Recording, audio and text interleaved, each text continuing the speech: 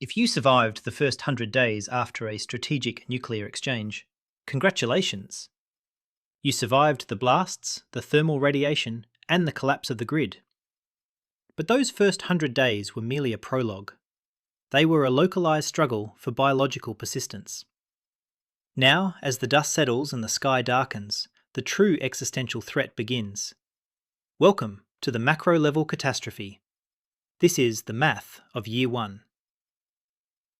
We are not talking about bullets or bandages today. We are looking at the unforgiving thermodynamics of global agriculture. To understand the agricultural collapse, we must look at the physics of atmospheric soot. In a full-scale exchange, roughly 4,000 weapons would be detonated.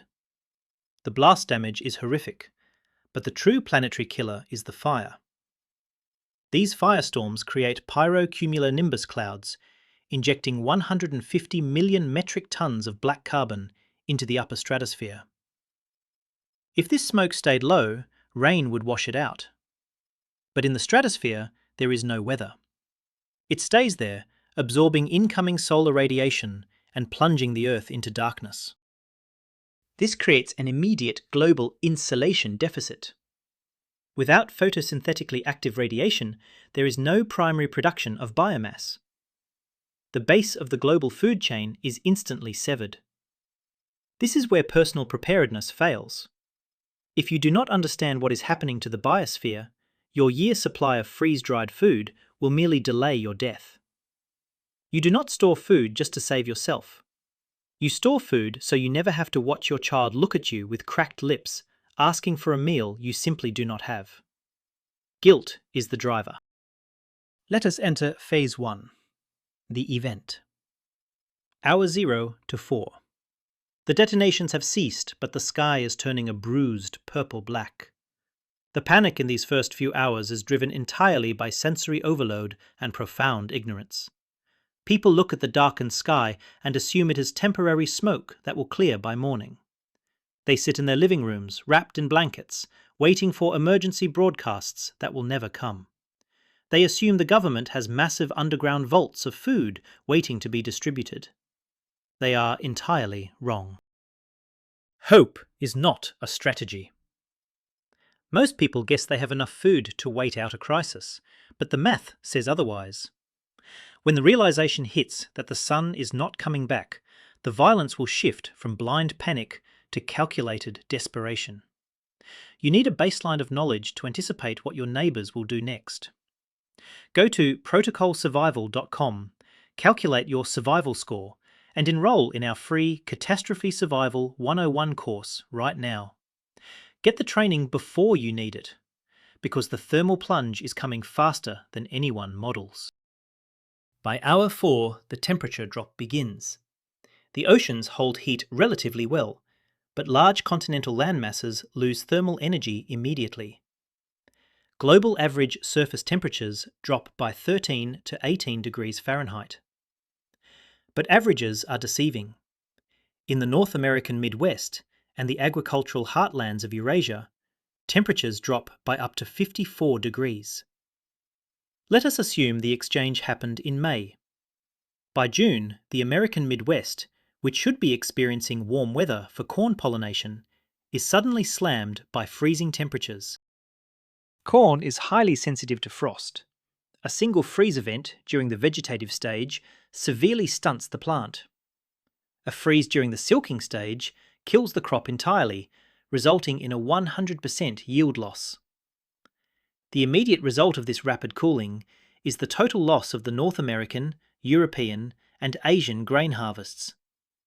The primary agricultural engines of the planet simply stop. People hiding in their basements during these first hours do not realize that their future calories have already been eradicated by the plunging thermometer. As the immediate harvest fails, the world looks to global grain reserves. The United Nations tracks the global cereal stocks-to-use ratio. In a typical year, the world holds about a 29% reserve of grain. This means that if all agriculture stopped today, humanity has exactly 110 days of grain in storage. But this number is a ghost. It assumes perfect equitable distribution. It assumes trains are running, cargo ships are crossing oceans, and ports are fully operational. Post-exchange, the entire supply chain is obliterated. Those 110 days of food are locked in regional silos, mostly in the very nations that were targeted by nuclear weapons. The supermarket shelves are stripped bare within 72 hours. But the massive industrial silos holding the nation's calories are inaccessible. They are either irradiated, sitting in blast zones, or heavily guarded by remnants of the military. Your first task is accepting that no one is coming to feed you. The global pantry is slammed shut, and the keys have been vaporized. You are living purely on your inventory.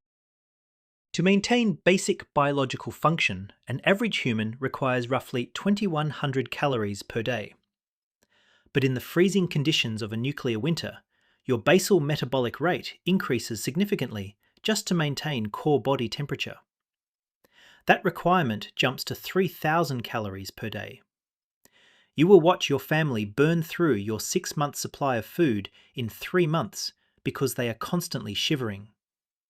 The caloric deficit is immediate and terrifying. You are not just fighting hunger, you are fighting thermal energy loss. This brings us to Phase 2, the lockdown, Day 1 to 14. The first weeks blur into a cold, dark grind. The daily routine is dictated entirely by caloric preservation and waste management. You learn quickly that every single action has a biological cost. Chopping wood burns calories. Carrying water burns calories. Shivering in the dark burns calories. You must balance the energy you expend against the rapidly dwindling inventory in your pantry. If you are feeding a child, every wasted movement brings them closer to the red zone of starvation. Your lockdown strategy must focus heavily on thermal triage. You cannot heat a 2,000 square foot above-ground home in a nuclear winter. The wood supply will dwindle and the heat loss through the drywall will be massive. You have to move underground. The Earth's ambient temperature, once you get past the frost line, remains a constant 50 degrees year-round.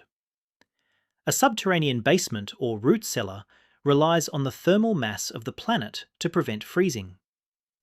You must reduce your living space to a single insulated room and seal the rest off. By week 2, the localized grain reserves meant for human consumption are critically low. Attention turns to the billions of domesticated animals on Earth. In the short term, there will be a massive false glut of meat. As the cold deepens, pastures die under the lack of sunlight and sudden frost. Livestock cannot graze. With grain shipments halted, industrial feeding operations run out of feed entirely. A dairy cow requires 50 pounds of dry matter intake per day. A typical feedlot only holds a few weeks of feed on site. The animals begin to starve. Farmers and desperate local governments are forced into emergency culling. Millions of cattle, pigs, and chickens are slaughtered. For a brief window, your local population may feast on scavenged meat. But this is a caloric death trap. The feed conversion ratio is the amount of feed required to produce 1 pound of meat. For cattle, it is roughly 7 to 1. Once these animals are slaughtered, the living batteries that convert inedible grasses into bioavailable human calories are gone forever. You are consuming the principle, not the interest. Furthermore, without a functioning electrical grid to freeze this massive influx of meat, and with salt supplies largely disrupted, millions of tons of slaughtered livestock will simply rot. The smell of decaying cattle will drift across the frozen plains, mixing with the scent of wood smoke and ash. This is the environment you must navigate if you are forced to break your lockdown. The stench of failure is everywhere. And as the meat rots, the true famine sets in. The brief illusion of abundance is replaced by the math of absolute zero. You might assume that while the northern hemisphere freezes the equator, and the tropics might be spared. The climate models completely destroy this hope. While the temperature drops in the tropics are less severe, tropical agriculture is simply not adapted to cold. Rice is the staple crop for over half the world. It is devastated by a phenomenon known as chilling injury. If temperatures drop below 59 degrees Fahrenheit during the microsporogenesis stage, when the plant produces pollen, the pollen becomes sterile. The plant grows, but husks are empty. There is no rice grain. Furthermore, the disruption of the Asian monsoon cycle, driven by the altered thermal gradients between the oceans and land masses, leads to catastrophic rainfall failures. Southeast Asia experiences massive drought. Between chilling injuries, lack of sunlight and drought, the Asian rice harvest collapses by up to 90%. The global food supply chain is entirely exhausted everywhere. This is the landscape of your lockdown. You are sitting in the dark, rationing oats, while the entire planet begins to consume its own reserves. The psychological toll of the dark grind is immense. You wake up, and it is dark. You go to sleep, and it is dark. The sun never breaks through the soot canopy. It is a perpetual, freezing twilight. Your circadian rhythm breaks down completely. Your children become lethargic and pale. Scurvy and rickets become genuine threats as vitamin C and D disappear from the human diet. You realize that mere calories are not enough. You need specific micronutrients to keep the human machine from breaking down at the cellular level. Volume is not enough. Your strategy must adapt immediately. You cannot grow traditional gardens. The frost will kill your heirloom tomatoes and corn. You must transition to resilient foods. The Alliance to Feed the Earth in Disasters studies exactly what crops can survive a sun-blocking catastrophe. Cold-hardy tubers like potatoes are the ultimate survival crop. They grow underground, insulated from surface frosts. They tolerate lower light levels than grains. Sugar beets are incredibly valuable because they provide simple, dense carbohydrates in near-freezing conditions. You also must focus on saprophytic organisms. Mushrooms. In a world without sunlight, mushrooms rule the biological hierarchy. They do not require photosynthetically active radiation to grow. They require decaying organic matter. Cultivating oyster mushrooms on dead wood or button mushrooms on composted waste is a closed-loop caloric generation system that thrives in the dark, damp environments of a nuclear winter. This is the highly specific knowledge that keeps your family alive while the surface world freezes to death over a can of beans. Security during the lockdown phase relies entirely on operational security. If your shelter emits smoke light or the smell of cooking food, it will be targeted. The desperation of a starving parent is a force of nature that cannot be reasoned with. OPSEC is your primary defensive weapon. Food must be cooked at night using smokeless fuels like charcoal or dry seasoned hardwoods in rocket stoves. Exhaust vents must be dispersed or filtered through earth to hide the thermal signature and scent. If they smell your oats, they will kill you for them. You cannot trust anyone who comes to your door. They are not evil, they are just biology acting out its final commands. When a human body is deprived of calories, it consumes glycogen stores, then fat reserves, then muscle tissue. Their brains are flooded with cortisol and adrenaline. They are operating on pure reptilian instinct.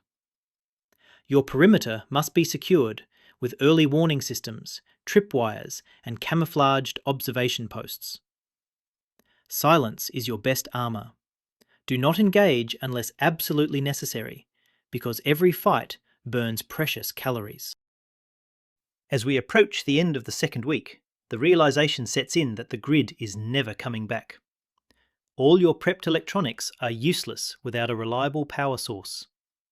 Solar panels will be operating at 20% efficiency due to the soot canopy.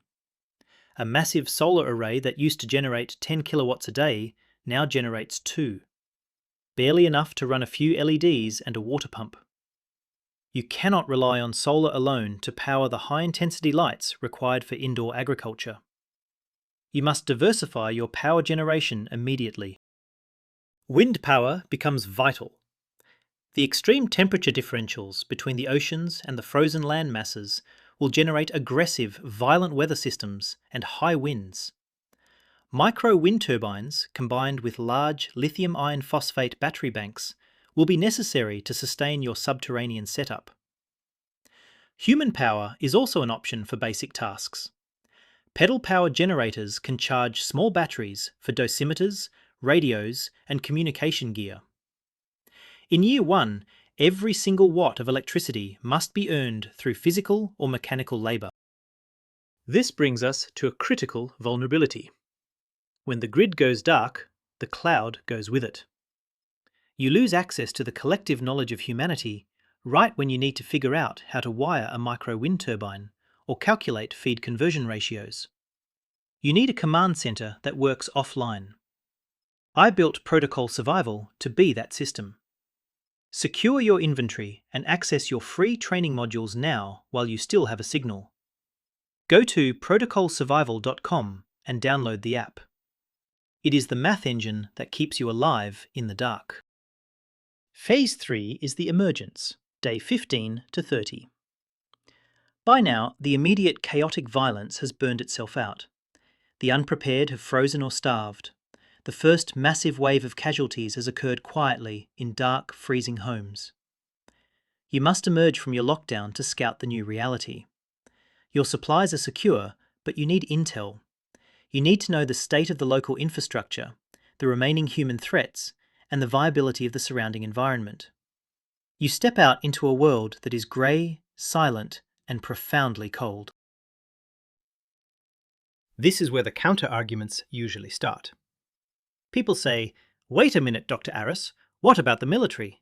What about FEMA? Surely the National Guard will roll through the streets with diesel heaters and pallets of MREs restoring order." It is a comforting thought. Let us steelman that argument. Let us assume a fully intact, mechanised infantry division survived the initial exchange and is deployed to your county to restore order. Let us assume their chain of command is entirely functional. Why does this centralised rescue still fail completely? Here is why that fails. The military operates on logistics. They require massive amounts of diesel aviation fuel and specialised calories. In a global exchange, the refineries are gone. The strategic petroleum reserve is inaccessible or destroyed. The military units that survive will rapidly realise that their central command is deaf. They will look at their own dwindling supplies and make a tactical decision based on pure survival math. They will secure their own perimeters, consolidate their remaining fuel, and preserve their own combat forces. They will not go door to door handing out crackers to civilians, while their own soldiers are facing a 10-year nuclear winter. The military will become the ultimate warlord faction. They will commandeer whatever industrial silos are left and defend them with lethal force. If you approach a military checkpoint asking for food, you are not a citizen in need. You are a caloric liability to their unit's survival. They will turn you away at gunpoint, or they will conscript you for hard manual labour. Do not rely on uniforms to save you. Scouting during the emergence phase reveals a dead world. The forests of the Northern Hemisphere are dying. Trees drop their leaves and pine needles rapidly as they go dormant or freeze to death, creating a massive fire hazard on the forest floor. The landscape is entirely silent. There are no birds. The insects are dead or dormant deep underground. The wildlife you planned to hunt has either frozen, starved, or been hunted to extinction by desperate locals within the first 3 weeks. That expensive deer rifle you bought is absolutely useless. A deer cannot survive a nuclear winter any more than a human can. The forage is dead. Hunting will not save you. Coastal survivalists think they have the answer. They plan to retreat to the ocean, assuming the sea will provide an endless bounty of fish while the land freezes. This is a fatal misunderstanding of marine biology. The foundation of the ocean food web is phytoplankton. Phytoplankton, like terrestrial plants, require sunlight for photosynthesis. With global sunlight dropping by up to 70%, phytoplankton blooms are severely suppressed. But there is a secondary, far more insidious killer in the ocean: ultraviolet radiation. The intense heating of the stratosphere by the soot canopy severely disrupts the chemical balance of the ozone layer. Furthermore, the nuclear fireballs produce massive amounts of nitrogen oxides, which are carried into the stratosphere and act as catalysts for massive ozone destruction. The soot blocks the visible light you need to grow food, but allows deadly levels of UVB radiation to penetrate the atmosphere and strike the surface of the freezing ocean. Phytoplankton are incredibly sensitive to UVB radiation. The radiation damages their DNA and impairs their photosynthetic apparatus. The base of the marine food web completely crashes. Zooplankton starve.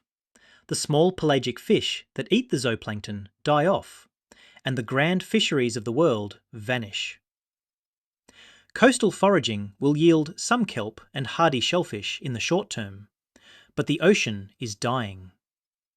Furthermore, the oceans will become significantly colder and stormier, making pre-industrial fishing highly dangerous and calorically negative.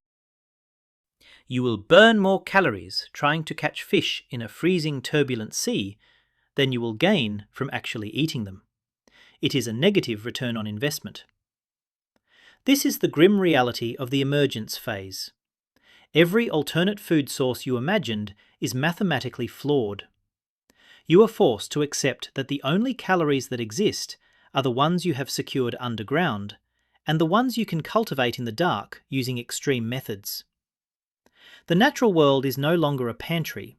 It is an actively hostile, freezing vacuum, pulling energy from you.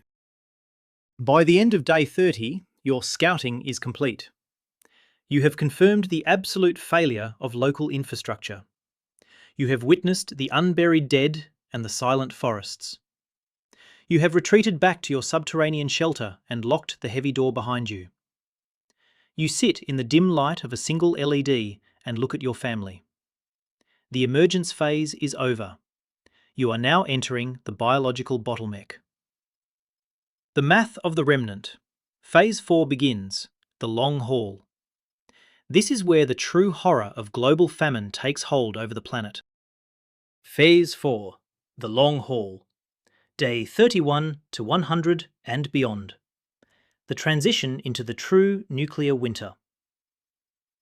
The data from Rutgers University calculates the exact caloric outcomes of this scenario. The models predict that more than 5 billion people will die of starvation within the first couple of years. In the Northern Hemisphere, over 99% of the population could starve to death. When you apply a 90% loss of global food production to the population, the mortality numbers are staggering. The die-off is mathematically certain. By day 60, the human body, deprived of its required daily calories, enters severe catabolicus. It begins to break down heart muscle for energy. The immune system collapses completely. Minor infections become entirely fatal.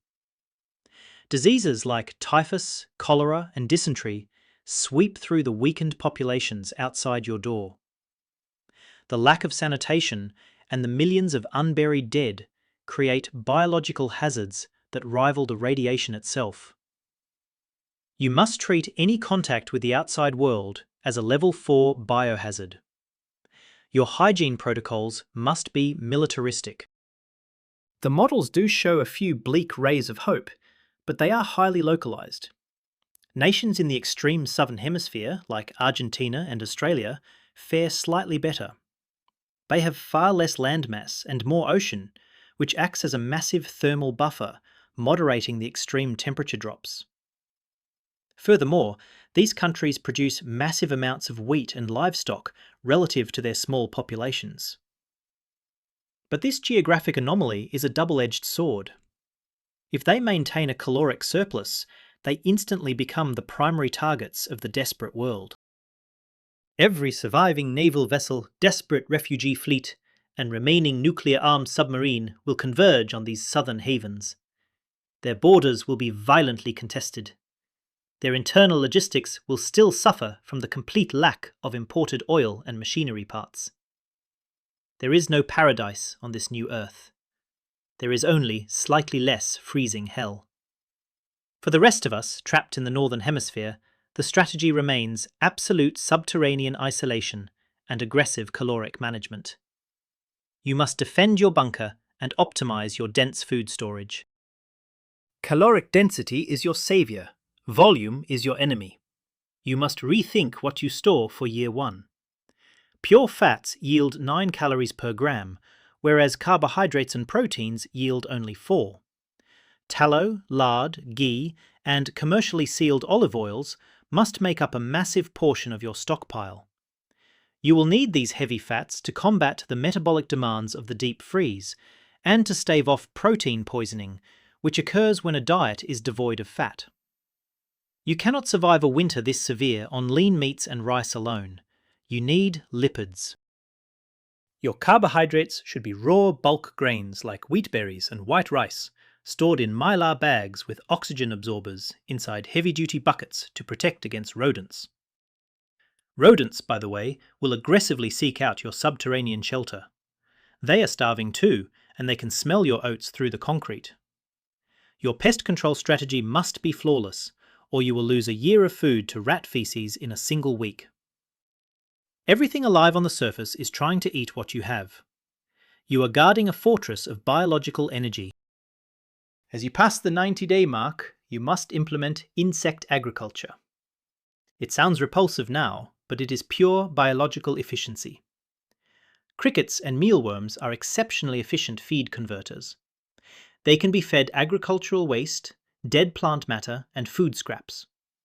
They convert this useless mass into high-quality protein and fat in tight, dark, temperature-controlled environments. In a world where cattle are extinct and the surface is frozen, a plastic bin of mealworms is a treasure chest of amino acids. You must override your disgust with math. By the end of the first 100 days, the planet is totally unrecognizable. The Earth is locked in a deep, dark freeze. The ice sheets in the Arctic have expanded aggressively southward.